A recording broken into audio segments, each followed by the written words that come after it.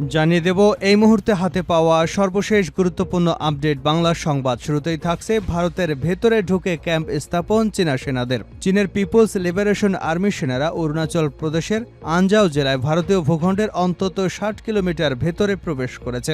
তারা কিছু সময়ের জন্য ওই জেলায় কাপাপু এলাকায় শিবিরও স্থাপন করেছিল। খবর অরুণাচল 24-এর। প্রতিবেদনে বলা হয়, ঘটনাস্থলে পাওয়া বনফায়ার, স্প্রে পেইন্ট, পাথর এবং চীনা খাদ্য সামগ্রীর ছবি সোশ্যাল মিডিয়ায় ভাইরাল হয়েছে, যাতে সহজেই অনুমেয় সম্প্রতি এ অঞ্চলে অনুপ্রবেশ ঘটেছিল চীনা সৈন্যদের। এবারে জানাবো বাংলাদেশকে ৫টি প্রদেশে ভাগ করার পরামর্শ উপদেষ্টা সাখাওয়াতের। বাংলাদেশকে ন্যূনতম 5টি প্রদেশে ভাগ করে একটি ফেডারেল রাষ্ট্র কাঠামো গঠন করবার পরামর্শ দিয়েছেন অন্তর্বর্তীকালীন সরকারের বস্ত্র ও পাট মন্ত্রণালয় এবং নৌপরিবহন উপদেষ্টা ডক্টর এম সাখাওয়াত হোসেন। বর্তমান অন্তর্বর্তীকালীন সরকারের ১ মাস পূর্তি উপলক্ষে একটি প্রবন্ধে এ পরামর্শ দিয়েছেন তিনি। প্রিয় দর্শক, সাখাওয়াত হোসেনের প্রবন্ধটি নিয়ে আপনাদের সামনে বিস্তারিত আলোচনা তুলে ধরছি, সঙ্গে থাকুন। জানাবো আহত শিক্ষার্থীদের অবস্থার বর্ণনা দিয়ে কাঁদলেন ডক্টর ইউনূস। নোবেল বিজয়ী অর্থনীতিবিদ এবং অন্তর্বর্তীকালীন সরকারের প্রধান উপদেষ্টা ডক্টর মোহাম্মদ ইউনূস বৈষম্যবিরোধী ছাত্র আন্দোলনে আহতদের দেখতে বিভিন্ন হাসপাতালে গিয়েছেন। তাদের মর্মান্তিক অবস্থা দেখে তিনি আবেগাপ্লুত হয়ে পড়েন এবং সাংবাদিকদের সামনে কথা বলতে গিয়ে কান্নায় ভেঙে পড়েন। জানিয়ে দেব আর কোনো রোহিঙ্গাকে আশ্রয় দেওয়া সম্ভব নয়। বাংলাদেশে আর কোনো রোহিঙ্গাকে আশ্রয় দেওয়া সম্ভব নয় বলে সাফ জানিয়েছেন পররাষ্ট্র উপদেষ্টা তৌহিদ হোসেন। উপদেষ্টা বলেন, আমরা জাতিসংঘের শরণার্থী সংস্থা UNHRC-কে স্পষ্ট জানিয়ে দিয়েছি, আমাদের পক্ষে আর কোনো রোহিঙ্গাকে আশ্রয় দেওয়া সম্ভব নয়। এদিকে ভারতে থাকার মেয়াদ শেষ, দুশ্চিন্তায় তসলিমা নাসরিন। চলতি বছরের ১৭ জুলাই ভারতে বসবাসের অনুমতির মেয়াদ শেষ হয় নির্বাসিত বিতর্কিত লেখিকা তসলিমা নাসরিনের। ১.৫ মাসের বেশি সময় পার হলেও এখনও বিজেপি সরকার তার থাকার মেয়াদ বাড়ায়নি। ফলে ভারতে অবস্থান করা নিয়ে অনিশ্চয়তার মধ্যে পড়েছেন তিনি। এ নিয়ে বেশ দুশ্চিন্তায় দিন কাটছে তসলিমার। এবং সর্বশেষ জানাবো, হঠাৎ কেন রাশিয়ায় যাচ্ছেন ভারতের অজিত দোভাল। চলতি সপ্তাহে রাশিয়া যাচ্ছেন ভারতের জাতীয় নিরাপত্তা উপদেষ্টা অজিত দোভাল। রাশিয়া ইউক্রেনের মধ্যে চলমান সংঘাত নিরসনের আলোচনা এগিয়ে নিতে তার এই সফর বলে জানিয়েছে ভারতীয় সংবাদ মাধ্যম NDTV। এতক্ষণ শিরোনাম শুনছিলেন, এবার বিস্তারিত। প্রিয় দর্শক, আপনি যদি এই চ্যানেলে নতুন হয়ে থাকেন, ভিডিওটি দেখতে দেখতে চ্যানেলটি সাবস্ক্রাইব করে আমাদের সঙ্গেই থাকুন। আর এই ভিডিও সম্পর্কে আপনি আপনার মূল্যবান মতামতটি কমেন্ট বক্সে জানিয়ে দিন। আর হ্যাঁ প্রিয় দর্শক, জানিয়ে দিন ভিডিওটি কোথা থেকে দেখছেন। ভারতের ভেতরে ঢুকে ক্যাম্প স্থাপন করল চীনা সেনা সদস্যরা। চীনের পিপলস লিবারেশন আর্মির সেনারা অরুণাচল প্রদেশের আনজাও জেলায় ভারতীয় ভূখণ্ডের অন্তত ৬০ কিলোমিটার ভেতরে প্রবেশ করেছে। তারা কিছু সময়ের জন্য ওই জেলার কাপাপু এলাকায় শিবিরও স্থাপন করেছিল। খবর অরুণাচল 24-এর। প্রতিবেদনে বলা হয়, ঘটনাস্থলে পাওয়া বনফায়ার, স্প্রে পেইন্টার্স, পাথর এবং চীনা খাদ্য সামগ্রীর ছবি সোশ্যাল মিডিয়ায় ভাইরাল হয়েছে, যাতে সহজেই অনুমেয় সম্প্রতি এ অঞ্চলে অনুপ্রবেশের ঘটনা ঘটেছিল। এর আগে ২০১৮ সালে অক্টোবরে প্রায় ১০ চীনা সেনা দিবাং উপত্যকার মধ্যু এবং ইমোরা নদীর তীরে ভারতের প্রায় ১৪ কিলোমিটার অভ্যন্তরে প্রবেশ করেছিল। সেখানে তারা তাঁবু স্থাপন করে কয়েক ঘন্টা অবস্থানের পর আবার ফিরে গিয়েছিল। ২০১৯ সালের সেপ্টেম্বরে ইস্টার অরুণাচল প্রদেশ সংসদীয় আসনের সংসদ সদস্য এবং অরুণাচল প্রদেশের বিজেপির তৎকালীন রাজ্য সভাপতি তাপির গাও অরুণাচল প্রদেশের আনজাও জেলায় চীনের অনুপ্রবেশের একটি ভিডিও শেয়ার করেছিলেন। তাতে দেখা যায় চীনের সেনারা একটি নালার উপরে কাঠের সেতু তৈরি করেছিল। তারও আগে ২০২১ সালে দেশটির সংবাদ মাধ্যম NDTV স্যাটেলাইটের ধারণ করা চিত্র বিশ্লেষণ করে জানায়, অরুণাচল প্রদেশে ভারতীয় ভূখণ্ডের ভেতরে কমপক্ষে ৬০টি ভবন দ্বিতীয় ক্লাস্টারের নির্মাণ কাজ পরিচালনা করেছে চীনা সামরিক বাহিনী। ২০২০ সালে চীনা সৈন্যরাও অরুণাচলের দিবাং উপত্যকা জেলায় ভারতীয় ভূখণ্ডে প্রবেশ করে। এই সময় দুদেশের সৈন্যদের মাঝে চরম উত্তেজনা তৈরি হয়। তার আগের বছর অর্থাৎ ২০১৯ সালে অরুণাচলের ভারতীয় ভূখণ্ডের প্রায় ৪০ কিলোমিটার ভেতরে ডোইমরু নালার উপর একটি কাঠের সেতু তৈরি করে চীনা সামরিক বাহিনী। ভারতের বহুল আলোচিত অরুণাচল প্রদেশের সীমান্ত লাগোয়া বিশাল অংশের মালিকানা দাবি করে প্রতিবেশী চীন। চীনের সঙ্গে ভারতের মোট ৩,৪৮৮ কিলোমিটার সীমান্ত রয়েছে। এর মধ্যে কেবল বিরোধপূর্ণ অরুণাচলের সঙ্গে চীনের সীমান্ত রয়েছে ১,১২৬ কিলোমিটার। বাংলাদেশকে ৫টি প্রদেশে ভাগ করার পরামর্শ উপদেষ্টা সাখাওয়াতের। বাংলাদেশকে ন্যূনতম ৫টি প্রদেশে ভাগ করে একটি ফেডারেল কাঠামো রাষ্ট্র করার পরামর্শ দিয়েছেন অন্তর্বর্তীকালীন সরকারের বস্ত্র ও পাট মন্ত্রণালয় এবং নৌপরিবহন উপদেষ্টা ডক্টর এম সাখাওয়াত হোসেন। বর্তমান অন্তর্বর্তীকালীন সরকারের 1 মাস পূর্তি উপলক্ষে একটি নিবন্ধে এ পরামর্শ দিয়েছেন তিনি। এই নিবন্ধটি রোববার প্রকাশিত করেছে প্রথম আলো পত্রিকা। এই নিবন্ধটি রোববার প্রথম আলো পত্রিকায় প্রকাশিত হয়েছে। নিবন্ধে ডক্টর এম সাখাওয়াত হোসেন জানান, বাংলাদেশের জনসংখ্যার দিক দিয়ে বিশ্বের 8ম বৃহত্তম দেশ। জনসংখ্যার প্রায় 17 কোটি।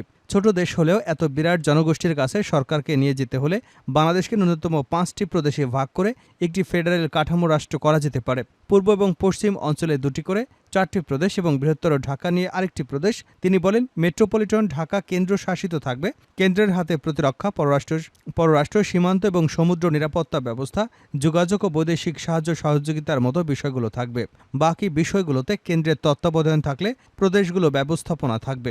একই সঙ্গে রাজনৈতিক বিকেন্দ্রীকরণও হবে প্রাদেশিক সরকারের কাঠামোতে। সাখাওয়াত হোসেন বলেন, বাংলাদেশের অনেক রাজনৈতিক দল, চিন্তাবিদেরা অনেক আগে থেকেই দ্বিকক্ষ বিশিষ্ট সংসদে দাবি করে আসছেন। এটি শুধু সময়ের দাবি নয়, আধুনিক রাষ্ট্র পরিচালনা, সুষ্ঠু ধারার রাজনীতির জন্য অত্যাবশ্যক। উপমহাদেশ এবং সার্কভুক্ত দেশগুলোকেও যদি আমরা বিবেচনায় নিই, তাহলে দেখব একমাত্র মালদ্বীপ ছাড়া অন্য সব দেশে দ্বিকক্ষ বিশিষ্ট সংসদ বিদ্যমান। নির্বাচন ব্যবস্থার কথা উল্লেখ করে তিনি বলেন, ফেডারেল রাষ্ট্র কাঠামো বাংলাদেশের সংস্কারের অন্যতম দিক হওয়ায় নির্বাচন ব্যবস্থাপনাকেও সংস্কারের আওতায় আনতে হবে। পরিবর্তন করতে হবে নির্বাচন আইন, ভোটের পদ্ধতির। সম্পূর্ণ ফার্স্ট পাস্ট দ্য পোস্ট বা ওয়েস্টমিনিস্টার পদ্ধতি, পাশাপাশি প্রাদেশিক এবং জাতীয় সংসদের জন্য 50% পিআর বা আনুপাতিক হারে প্রতিনিধিত্ব ব্যবস্থা গ্রহণ হলে জাতীয় সংসদে একদলীয় শাসনের কেন্দ্রে পরিণত হবে না বলে মনে করি। তবে আমি সম্পূর্ণ নয়, অর্ধেক আসনে আনুপাতিক নির্বাচনের পক্ষপাতী। এ ব্যবস্থা নেপালে রয়েছে। পুলিশ প্রশাসনের কথা উল্লেখ করে সাখাওয়াত হোসেন বলেন, বাংলাদেশকে ফেডারেল রাষ্ট্র করতে গেলে পুলিশ প্রশাসনকে বিকেন্দ্রীকরণ করতে হবে। কেন্দ্রে বিশেষ পুলিশ বাহিনী এবং কেন্দ্রীয় রিজার্ভ ফোর্স থাকবে। পুলিশের তত্ত্বাবধান এবং দিক নির্দেশনা দেওয়ার জন্য একটি কেন্দ্রীয় পুলিশ কমিশন গঠন করতে হবে। কেন্দ্রীয় অনুসন্ধান ইউনিট নামক বিশেষ বাহিনীরও প্রয়োজন রয়েছে। 2007-8 তত্ত্বাবধায়ক সরকারের সময় এমন একটি উদ্যোগ নেওয়া হয়েছিল। বিচারপতি নিয়োগ পর্ষদ গঠনের বিষয়ে বহু বছর আলোকপাত হয়েছে। অতীতে বিচার বিভাগ সরকার দ্বারা প্রভাবিত হয়েছে, কারণ বিচারপতিদের নিয়োগ পদ্ধতি ছিল ত্রুটিপূর্ণ। বিচার ব্যবস্থাকে অবশ্যই স্বাধীন করতে হবে বলেও মত দেন তিনি। আন্দোলনে আহত শিক্ষার্থীদের অবস্থার বর্ণনা দিয়ে কাঁদলেন ডক্টর ইউনূস। নোবেল বিজয়ী অর্থনীতিবিদ ও অন্তর্বর্তীকালীন সরকারের প্রধান উপদেষ্টা ডক্টর মোহাম্মদ ইউনূস বৈষম্য বিরোধী ছাত্র আন্দোলনে আহতদের দেখতে বিভিন্ন হাসপাতালে গিয়েছিলেন। তাদের মর্মান্তিক অবস্থা দেখে তিনি আবেগাপ্লুত হয়ে পড়েছেন এবং সাংবাদিকদের সামনে কথা বলতে গিয়ে কান্না ধরে রাখতে পারেননি। রবিবার তেজগাঁও থানার উপদেষ্টার কার্যালয়ে শিক্ষার্থীদের সঙ্গে এক মত বিনিময় সভায় ডক্টর ইউনূস আন্দোলনে আহতদের হাসপাতালের মর্মান্তিক অভিজ্ঞতার কথা শেয়ার করেছেন। তিনি বলেন, হাসপাতালে যাই তাকানো কষ্টকর। ছিন্ন বিচ্ছিন্ন তরুণ তরুণীরা, কারো পা নেই, কারো মাথার খুলি উড়ে গেছে। এসব দেখে আমি দুঃখে মুষড়ে পড়েছি। ইউনূস বলেন, আমি নিউরোসায়েন্স হাসপাতালে গিয়ে দেখেছি একজনের মাথার অর্ধেক নেই। গুলিবিদ্ধ অবস্থায় জীবন মৃত্যু লড়াই করছে। রংপুর এক্সরেতে শরীরে ছোট ছোট গুলি দাগ দেখা গেছে। এত কষ্টের মাঝেও তারা বেঁচে আছে। এই দৃশ্য আমাকে প্রতিবারই নতুন করে স্বপ্ন বাস্তবায়নের প্রতিজ্ঞা করায়। আন্দোলনে আহত এক শিক্ষার্থীর সঙ্গে তার কথোপকথন শেয়ার করেন উপদেষ্টা।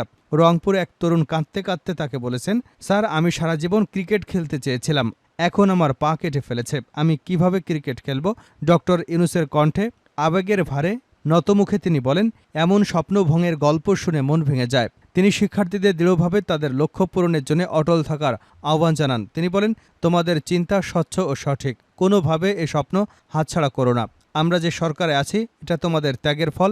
আমরা এ স্বপ্ন বাস্তবায়নে বদ্ধপরিকর। আর কোনো রোহিঙ্গাকে আশ্রয় দেওয়া সম্ভব নয়, পররাষ্ট্র উপদেষ্টা। বাংলাদেশে আর কোনো রোহিঙ্গাকে আশ্রয় দেওয়া সম্ভব নয় বলে জানিয়েছেন পররাষ্ট্র উপদেষ্টা মোহাম্মদ তৌহিদ হোসেন। রোববার পররাষ্ট্র মন্ত্রণালয় সাংবাদিকদের এক প্রশ্নের জবাবে একথা বলেন তিনি। উপদেষ্টা বলেন, আমরা জাতিসংঘের শরণার্থী সংস্থা ইউএনএইচসিআরকে স্পষ্ট জানিয়ে দিয়েছি, আমাদের পক্ষে আর কোনো রোহিঙ্গাকে আশ্রয় দেওয়া সম্ভব নয়। তিনি বলেন, জাতিসংঘের শরণার্থী সংস্থা নতুন আগতদের আশ্রয় দেওয়ার জন্য বাংলাদেশকে অনুরোধ করেছিল, যা সরকার দৃঢ়ভাবে প্রত্যাখ্যান করেছে। মানবিক কারণে বাংলাদেশ ইতিমধ্যে 12 লাখ রোহিঙ্গাকে আশ্রয় দিয়ে প্রত্যাশার চেয়েও বেশি সহায়তা দিয়েছে। তৌহিদ হোসেন বলেন, যারা আমাদের কাছে পরামর্শ নিয়ে আসে বা যারা আমাদের পরামর্শ দিতে চায় তারা যেন রোহিঙ্গাদের নিয়ে যায়। সরকার যেখানে সম্ভব সেখানে রোহিঙ্গা অনুপ্রবেশ ঠেকাতে কাজ করে যাচ্ছে। যদিও মিয়ানমারের সঙ্গে সীমান্ত সম্পূর্ণভাবে সিল করা একটি চ্যালেঞ্জ। গত 3রা সেপ্টেম্বর মিয়ানমারের রাখাইন রাজ্যে সশস্ত্র সংঘাত থেকে বাঁচতে প্রায় 8,000 রোহিঙ্গা বাংলাদেশে অনুপ্রবেশ করেছে বলেও উল্লেখ করেন তিনি। হঠাৎ কেন রাশিয়া সফরে যাচ্ছেন অজিত দোভাল? চলতি সপ্তাহে রাশিয়া যাচ্ছেন ভারতের জাতীয় নিরাপত্তা উপদেষ্টা অজিত দোভাল। রাশিয়া ইউক্রেনের মধ্যে চলমান সংঘাত নিরসনে আলোচনা এগিয়ে নিতে তার এই সফর বলে জানিয়েছে ভারতীয় সংবাদ মাধ্যম এনডিটিভি।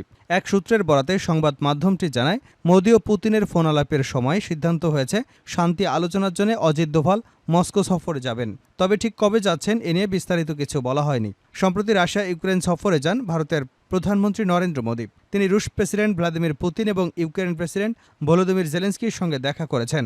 এরপর গত 27শে আগস্ট পুতিনের সঙ্গে ফোনালাপ হয়েছে নরেন্দ্র মোদীর। সে সময় দোভালের রাশিয়ার সফর নিয়ে কথা হয়েছে বলে জানা গেছে। 2022 সালের 25শে ফেব্রুয়ারি ইউক্রেনের স্থল অভিযান শুরু করে রাশিয়া। দীর্ঘ এ সময় দুপক্ষের প্রচুর সেনা হতাহতের শিকার হয়েছে, মারা গেছে অনেক বেসামরিকও। এখন পর্যন্ত যুদ্ধ থামার কোনো লক্ষণ নেই। অনেকদিন সুবিধাজনক অবস্থানে ছিল রাশিয়া, তবে সম্প্রতি রুশ ভূখণ্ডে ইউক্রেনের সেনা ঢুকে রাশিয়াকে চাপে ফেলেছে।